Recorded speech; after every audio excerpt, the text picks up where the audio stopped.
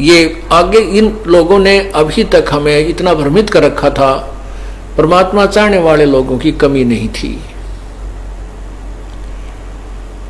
और जिस कारण से ये अपने दुखों का निवारण करने के लिए संतों, ऋषियों, गुरुओं, विद्वानों, ब्राह्मणों के पास जाते रहते थे। अब उन्होंने फिर अपनी रोजी रोटी को इतना महत्व दे दिया कि जो अधिक से अधिक साधना बताने लगे उसी को अच्छा गुरु मानने लगे। जैसे आप पहले कोई पूजा कर रहे हो, किसी देव की पूजा कर रहे हो परंपरागत, किसी पहले गुरु के बताई हुई, उससे लाभ नहीं हुआ, फिर आप किसी और संत के पास पहुंचे तो उसने आपको दो और बता दी। आप समझ गए कि ये गुरु पक्का सही है, इसने उससे न्यारी दो पूजाएं और बताई, अब मैं ठीक हो जाऊंगा, मुझे लाभ होगा, लेकिन होना जाना कुछ था नहीं। फिर कथा कुथा करने लग गए। अब अपना रोजी रोटी का धंधा बना लिया, और जनता इतनी दूर होगी भगवान से कि वो अपने समाधान दुखों के निवारण के लिए या तो चोरी करने लगी, जैसे किसी का धन में लाभ नहीं हो रहा है, और किसी को किसी कारण से टेंशन होगी तो दारू पीने लगे, सुल्फाद इस तरह पीने लगे। यानी भगवान से जो मिलने वाला राहत था वो ना मिलने के कारण ये जनता अब जो है बुराइयों की तरफ चल पड़ी। परमात्मा से हमारे सभी दुख दूर होते हैं, धन में भी लाभ होता है, शरीर का दुख भी दूर होता है, हमारे तीन ताप भी पूर्ण परमात्मा की भक्ति से नष्ट हो जाते हैं। यहां तक काम बिगाड़ दिया कि एक समय एक मनीराम नाम का गुरुजी किसी गांव में कथा करे था, और ये इसे लालची हो गए कि एक दिन, 2 दिन, 4 दिन की कथा में तो इनका पूरा पट्टा नहीं, तो 30 दिन की कथा रख दी कि 1 महीने कथा करूंगा, एक गांव में 1 महीना कथा करूंगा। मनीराम नाम था उस गुरुदेव ब्राह्मण का। उधर से गांव के 2-4 बकवादी लोगों ने सोचा कि भाई, उन्होंने सोचा कि ये गांव में ब्राह्मण आया हुआ है और ये पाखंड कर रहा है, जिस दिन इसकी कथा का भोग पड़ना था उसी दिन उन्होंने एक सलाह की कि दिल्ली से एक लड़की ले आए जो डांस करती थी, उसका चंपाकली नाम था। और उन निकम्मों ने ये सोचा था कि भोग पड़ेगा उस दिन, कहीं गांव के लोग ब्राह्मण का नाच चढ़ा दे पैसे, उस दिन यहाँ नाचने गाने वाली बुलाली वाली लड़की, और वो सांग जोड़ दिया। अब ये कुदरती बात है, इस तड़क भड़क की तरफ यो मन आप पे खिंच जाता है। वो लड़की नाचने वाली आई तो सारा गांव वहां इकट्ठा हो गया। पंडित जी उधर भोग ने भोग डाला, उसके 30 दिन में 30 रुपये आए दान के, 30 दिन में। और उधर से उस लड़की के डांस में, गाने गुने में 500 रुपये का चढ़ावा चढ़ गया।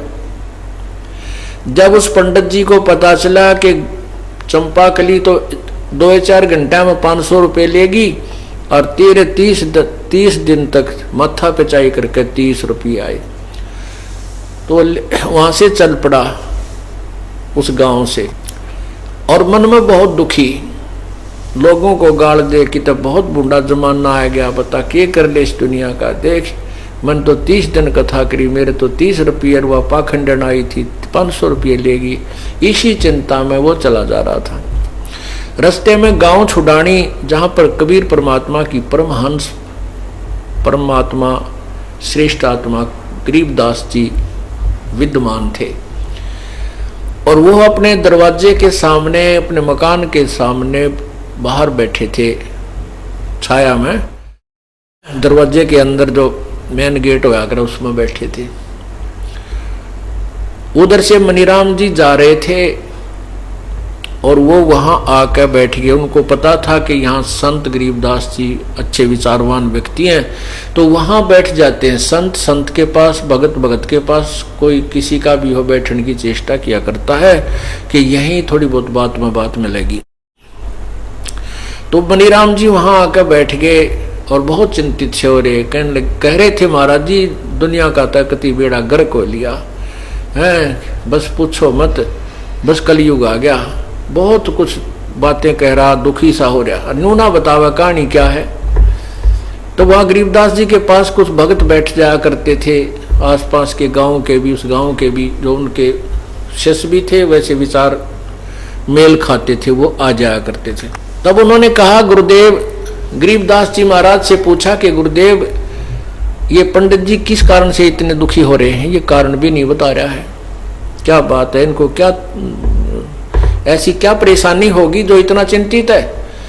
तब कभी गरीबदास जी महाराज ने बोला, कहते हैं भाई फूटी ज्ञान विवेक की और अंधा है जगदीश, चंपाकली को 500 और मनीराम को 30 झगड़ा ये है भाई कि यहाँ के लोगों का पहले तो विवेक की आंख फूट रही है, कोई भी इस बात विचार नहीं करता भी भगवान की कथा हो रही है वहां चले, और यहाँ का अंधा जगदीश, यहाँ का भगवान है ये उल्टे काम महाराज जी रहे, गलत काम को होता हो वहां खूब प्रेरित कर देता। ये मन जो है ये स्वयं ज्योति निरंजन का अंश है, काल है, दूत है, उस काल का दूत है।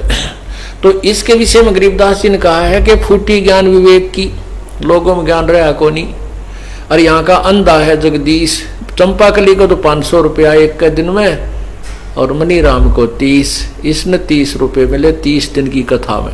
अब मनीराम ने ये बेरा नहीं था, वो छुपाना चाहता था इस बात ने, क्योंकि उनको पता था संत गरीबदास जी इन बातों के विरुद्ध हैं, ये नकली काम करने वालों को लताड़ देते।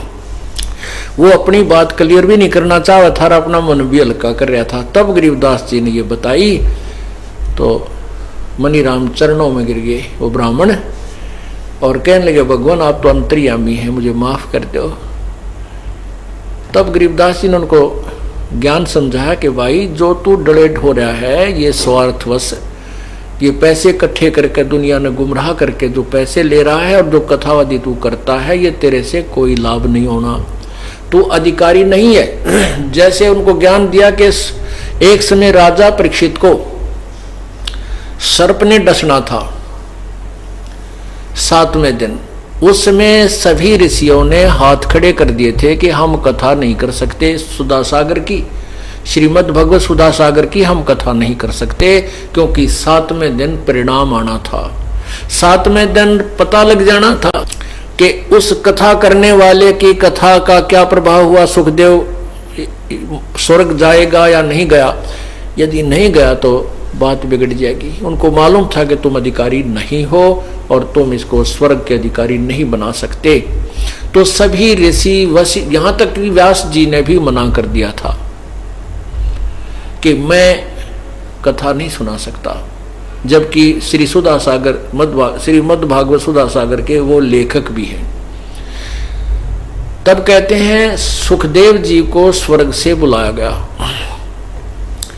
सुखदेव जी स्वर्ग में चले गए थे अपनी साधना करके, राजा जनक से उपदेश लेकर के, तो वो स्वर्ग चले गए थे। वहां से पांडवों ने परीक्षित के ही अपने खर्चे से, अपनी कमाई से वो विमान में बैठ कर आया इस पृथ्वीलोक पर, 7 दिन कथा सुनाई। सब वो सर्प ने भी डसा और मर भी गया परीक्षित, लेकिन वो सूक्ष्म शरीर का जीव जो है स्वर्ग तक पहुंच गया, क्योंकि राजा लोग पहले बहुत पुण्य किया करते थे, उन पुण्यों के कारण वो स्वर्ग तक पहुंच गया। स्वर्ग में अपने पुण्य कमाई को समाप्त करके फिर 84 लाख योनियों में उसको आना ही पड़ेगा।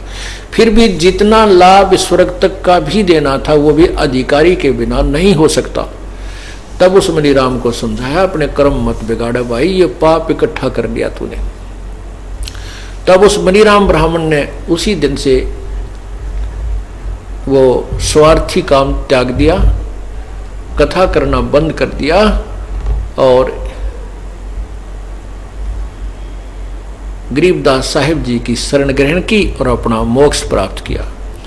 बोलो सतगुरुदेव की जय।